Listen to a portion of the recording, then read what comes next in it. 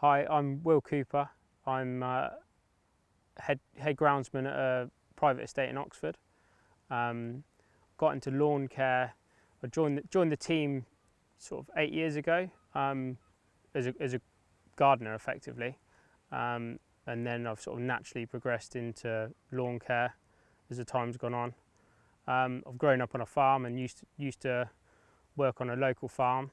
I think sort of the transition from kit to driving a tractor and mowing fields to going onto a sort of kit like this, sort of quite a natural transition, and same sort of eye and techniques really. So I started off working for the farmer who contracts the land on the estate, and then one day had a cup of tea and met the head gardener, and she sort of was quite keen on me joining the team, and it ended up that she offered me a job, and I started working here sort of 8-9 years ago really. And it sort of just progressed from there. I took over. I started mowing the croquet lawn. Originally we had a ride on Atco, with a seat trail behind with a seat on, and not long after I started we purchased another 34-inch cylinder mower, and I've sort of learnt on that, and then this turned up 2 or 3 weeks ago, and hopefully I will have many hours on the croquet lawn with this over the next few years, and hopefully get a few more attachments and bits and pieces for it along the way to help improve the lawn. So not long after I started, like I say, we sort of purchased a 34-inch cylinder mower, and we've gone through the process of just sort of, it's never been relayed, just gets top dressed, scarified, top dressed, aerated and overseeded for our autumn renovations, and then it gets top dressed in the spring as well, just to try and improve the levels that we've got here. But we've never ripped it up and started again, in effect, like you see a lot of football pitches do, and everyone seems to do nowadays. Is sort of all natural what was here and just sort of managed really. We've got built-in irrigation points, 4 points around the lawn. This run off a Rainbird irrigation system that gets fed from our arboretum ponds down on another part of the estate.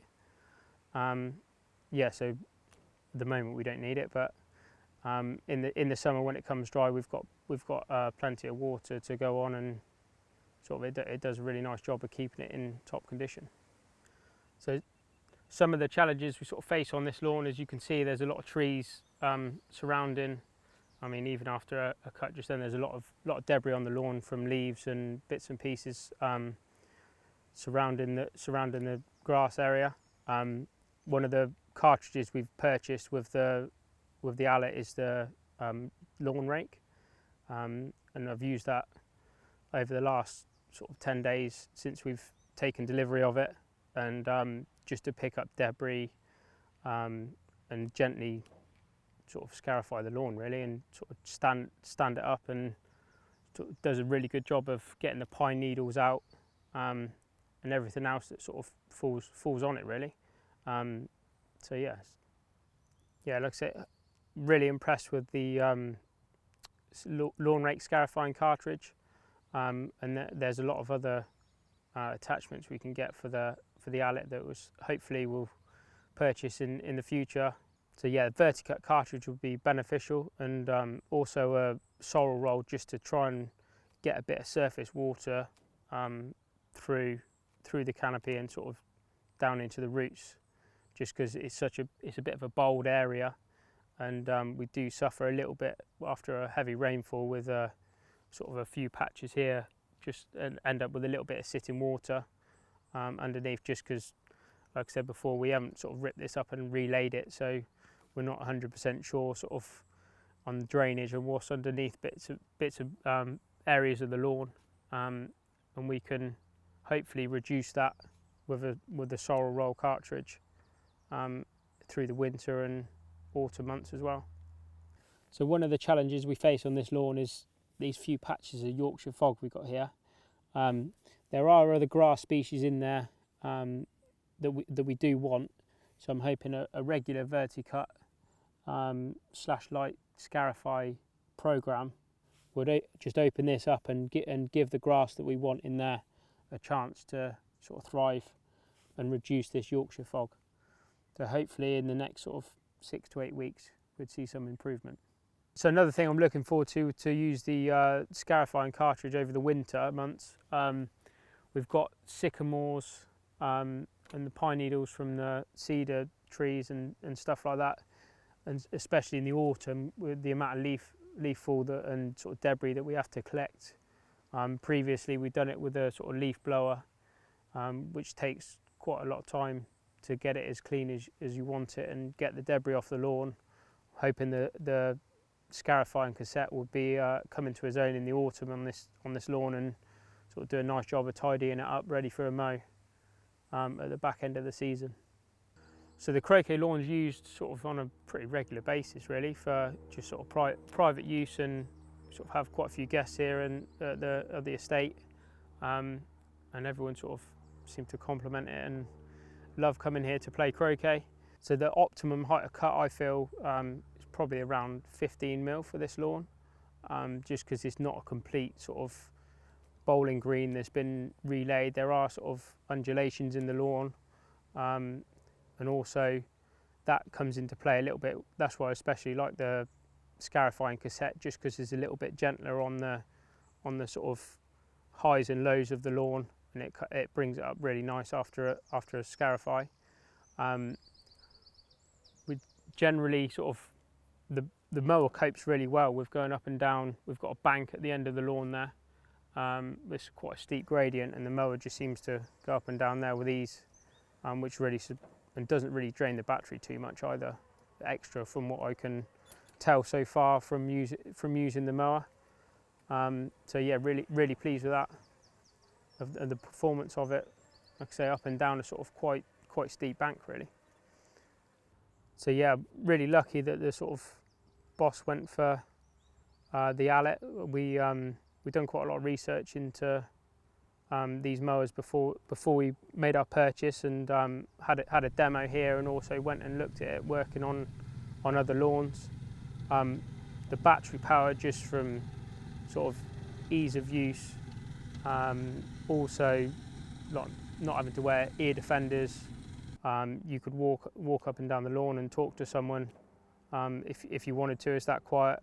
And also, if sort of people are here around the house and bits and pieces, you're not going to be disrupting their area as well by having a drone mower in the background. And also the battery power, like not having to get extra fuel, and sustainability is a massive thing, especially in this day and age with climate change and everything. And can't see why this isn't the sort of way forward, really. We also purchased a battery powered hedge cutter, which we've been really impressed with the last couple of years, and really happy that we've followed suit with this, and hopefully get some more battery powered products in the future. So a feature I especially like about this mower is the change of height of cut there. Instead of having to get a bar out to adjust the mower and loosen and tighten a nut off, just giving this one turn, and you know it's a precision turn, and you know you're only moving that 1mm up or down. Another great feature from this is, like, if you go over the lawn at say 16mm and you think, oh, it looks a bit long, you've only just got to give that a full turn and drop the mower height a mil, and you know you're bang on for the next cut, just to take it down that little bit further. So yeah, really pleased with that feature on the mower. I find another great feature on the mower is these grass blade sort of deflectors. They fill the box so much more efficiently and evenly, so you can get more in the box rather than feeding it all into the middle of the mower and then it's sort of coming back over the blades rather quickly. And it does fill the box very efficiently with this feature. So another great feature of the mower I find is the variable speed dial here. Generally using the sort of Scarifier Verticut cartridge, generally walk a little bit slower than what you would with a cylinder, but it's so easy just to increase your speed and decrease your speed even as you're going along. I find that very useful on this mower. So after using this machine, I'd be going back to a petrol machine would be quite a big step backwards, I think, like in terms of usage and, let's say, petrol and like potential spillages on the lawn. The beauty of this, you run out halfway through, you just go and get your batteries that are on charge and swap them over, and you're not going to damage the lawn in any way or cause any sort of, like I say, leakages or have to drag the mower off the lawn to fill it up. So yeah, in that sense, it's a great addition. When you put a machine back after a day and you turn the engine off, you'll be like, oh. But you don't get that with this. This is a nice quiet machine. You don't, apart from your walking, you don't really feel any vibration through the handles or sort of feel like you've been abused almost. Like if you spend a long time on a bit of kit, which you can from a petrol perspective.